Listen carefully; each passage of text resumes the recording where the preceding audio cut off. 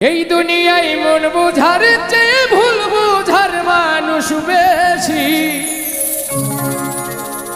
এত ভালোবাসাও আমি তার কাছে হইলাম দোষী। এত ভালোবাসাও আমি তার কাছে হইলাম দোষী। এই দুনিয়ায় মন বোঝার চেয়ে ভুল বোঝার মানুষ বেশি।